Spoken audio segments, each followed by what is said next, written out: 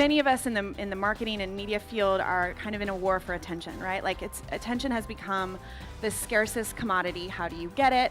Everything's noisy. What are people looking at? My thing can't get seen. I think it's really hard, particularly in social media. I mean, the one rule of the internet is that it loves novelty. So how do you work in an environment where things are always changing and memes are in and out, and sometimes you just feel like you're swimming and you can just sort of like paddle to stay above water. But the thing that we've done at Upworthy is really set up a system to deal with chaos instead of a formulaic practice. So we don't have best practices at Upworthy. We have a system in which we test and learn and discover in real time. And we've spent all of our time building this foundational system so that we can pivot very quickly instead of saying, here is the practices, we always do this every time, which makes it very hard to pivot then when things change and the audience isn't responding anymore to your system.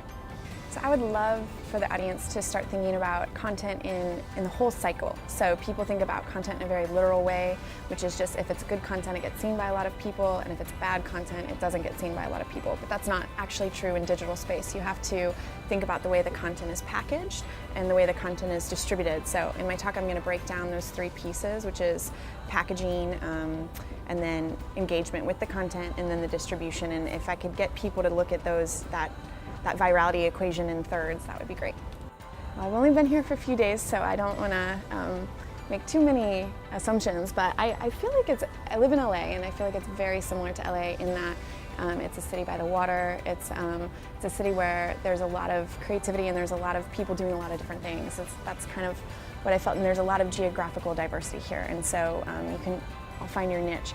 I've particularly been impressed with the fashion here. I just feel like people are kind of rocking their own thing, and it's just a different sense of style, and there's a sort of a charming aspect of Sydney too, to the architecture that just feels, we don't have that sort of thing in the US that feels, you get that sense of old history mixed in with like the modern culture, and yeah, it's a pleasant mix it's an eclectic mix.